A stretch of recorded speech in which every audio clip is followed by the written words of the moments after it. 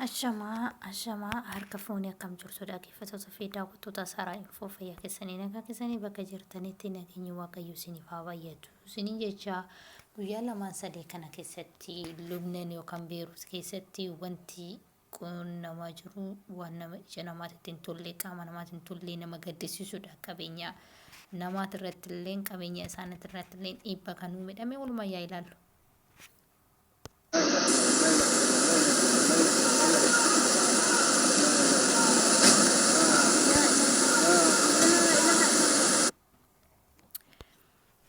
Egaa kuni ta'e kuni kan ta'uu danda'e akkasuma mootummaan biyya Beeruut kuni akkuma beekamu ekonomiin Beeruut illee gadi bu'aadha. Wanti hunduu gadi bu'aadha otoo dafanii tubboo yookaan iddoo boolla bishaan keessa yaa'u otoo qulqulleessanii otoo haraa keessaa gatanii haraan iddoo qabutti gatame inni kuni qabeenya namaati irrattis miidhaa hin uumamu namoota irrattis miidhaa hin uumamu jechuudha.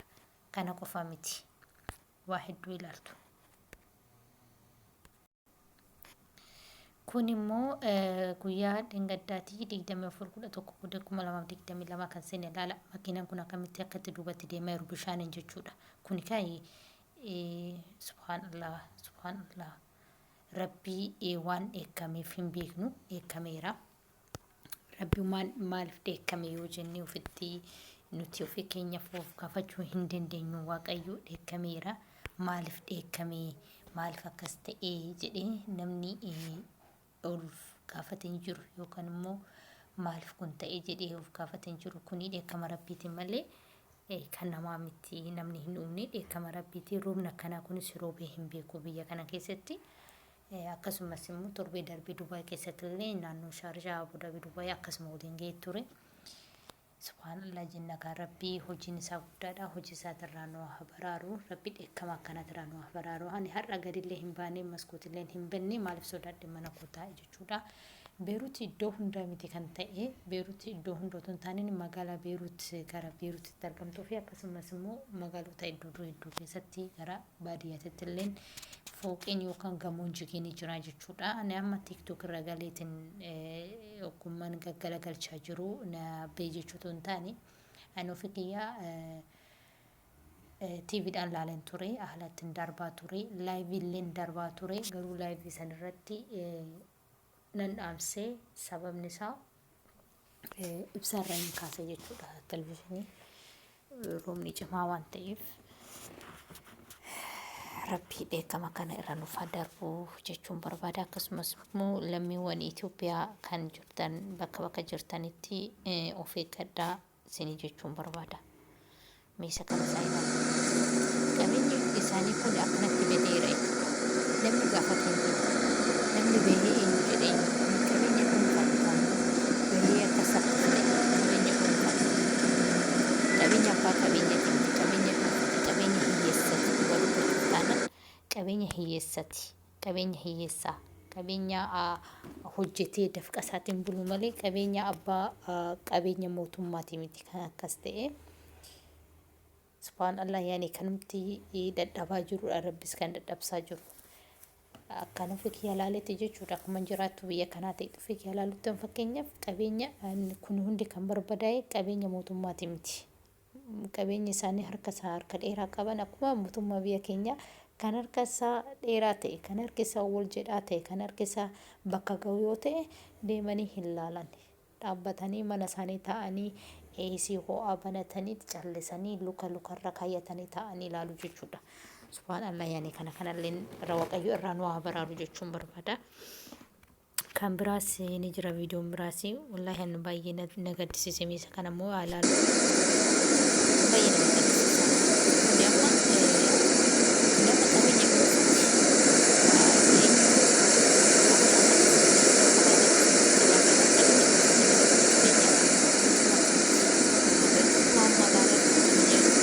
qabeenya malee qabeenya mootummaati miti qabeenya mootummaa ta'e mootummaan keenya sirreessa.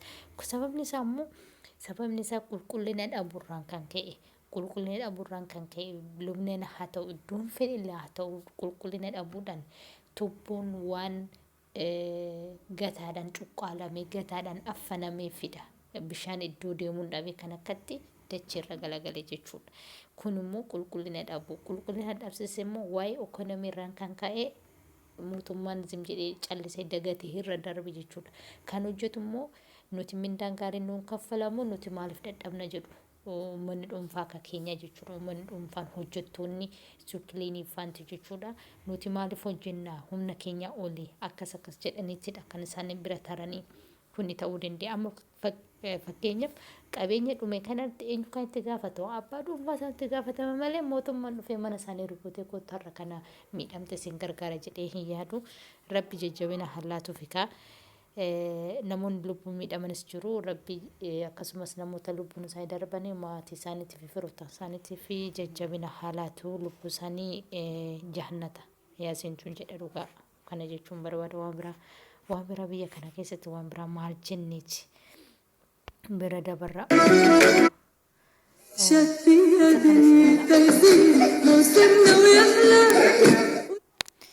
Koppiraayitiin alaataa jedhanii isa kanas ilaalaa. Beeruut bareedduun akkasitti kunuudha bishaaniin affanamte bishaaniin guutamteetti jechuudha. Baay'ee nama gaddisiisa. Iddoo kanatti immoo makiinaan tokko dhaabbatee jiru akkatti lixe ilaala. Subhaanallah naa rabbi kadheekama isaa immoo fuudha kun akkanatti lixe namni illee keessa hin jiru bakka dhaabbateetti lafti sigigaate akkasitti citee bu'ee jechuudha. Kuni eekara addunyaan kuni karaa dachee dhumaat irratti akka badii dhumaat irratti kan geessedha. Kana nu badda asirratti dhugaa isiniif dubbachuu jenna. Eekara dhumaarra kan geechee natti mul'ate. Mee kunoo as ilaalaadha. Akkatti sanni. شوفوا هذا الشعب اللبناني غرق والمسؤولين قاعدين ببيوتهم مكيفين مع الدفايات. شو فتحت؟ شوفوا الشعب يا حرام شو ذنبه الشعب؟ وين استاذ؟ شو ذنبه الشعب يصير في هيك؟ Dhugaa sajjedhee isaan mana isaanii keessa ta'aniiti wanta isaaniitti ho'uu banataniiti mana isaanii keessa ta'anii uummanni Beeruuti uummanni Lubnaaniidha dhumaa jira. Isaanii hoogganaa kan qaban wayni kun namoonni itti gaafatamummaa isaanii ittiin dhaga'amu mana isaanii keessa ta'anii ho'ifatu kun uummanni akkasitti dhumaa jira jedhee sirrii jedhe dhugaa isaa jedhe kun uummanni kun akkanti jilbaan amma mudhii guutti daakee ijoollee isaanii illee mana barumsaatiin dhufan kan galchaa jiran jechuudha. Harki caalaan isaa manni barumsaa kan mootummaadhaa guyyaa 3 kanaaf cufaadha. Kan mootii rasmii cufaadha. Rasmii jechuun kan mootummaatii cufaadha. Kan immoo dhuunfaadhaa deemaa jiru isaan irra miidhaan gahaa jira. Fakkeenyaaf mucaatiin kaasaa bishaan kana keessaa ni ba'a jechuun hin danda'amu. Dhugaan isinii jechuu taanaan tarii ijoolleen biyya kana lukaan hin deemaniif jechuudha malee makiinuma keessatti odoo bishaan itti nam'ee daa'imti hagana dandeesse keessaa hin baatu yookaan humna hin qabdu jechuudha. Kana fakkaata isiniin jedha. Waaqayyo nu haa baraaru waa hundarraa nu haa baraaru maaliif kun ta'e jennee mee duubatti deemnee waaqa yaa kadhannu harka keenya karaa waaqatti yaa deebisnu. Dhugaa isiniin jedha. Sharrii dhiisnee karaa rabbitti haa deeminu. Rabbi kan nu uume dhuguma rabbi kan nu uume walluun hin caalchisne yaadanii bifaan garagara nu haa godhu malee yookaan tokko gabaabsee tokko haa dheeressu tokko furdisee tokko haa qal'isu tokko naafessee tokko haa sirreessu malee rabbiin sammuu nu laatee jira. Sammuu nu laate sanaan immoo nuti itti fayyadamuu qabna.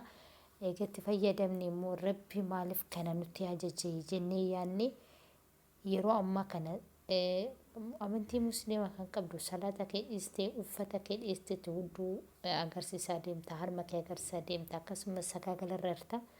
Isa irratti deebi'aatee quraana keessan dubbisaatee salaata keessan salaadaan jedha. Akkasumas immoo ijoolleen kiristaanas yaa rabbi jedhaati waaqa keessanitti deebi'aati. Rabbi kiristaanummaa keessanitti deebi'aati. Kiristaanummaa keessaniif jecha itti deebi'aati. Isinis akkasuma qaama qullaa hin deeminaadha. Keessoo sooshaal miidiyaan tiiktokiin kun ijoollee qaama qullaa hoofsisaa jira. Qaama qullaa hin deeminaayi waaqatti harkaa deebisnu jedhaan gama kiyyaan ergaantii kanarra rabbitti harka haa deebisnu. Amantaa kamiyyuu haa qabannu rabbitti harka keenya deebisnee itti haa iyyannu. Inni nu ilaala, inni nuuf deebi'a, inni nu deebisa. amma dheekkama kana hunda kan roobee inni amma nabaraa jedhe malee dheekkama kana hunda taasisuun isaa nabaraa jechuu isaati. Nabaraa eessatti na dhiistee nabirra bartan nabaraa nan caaltanii jechuu isaati. Ajaa'iba rabbiitiin hin caalamu kan isaa olee hin jiru jechuun barbaada. Egaa har'aaf kana qabadee dhiyaadhee viidiyoon kun osoo tolee laayik sheerii gochuun yaadni dagatinaadha. Baay baay.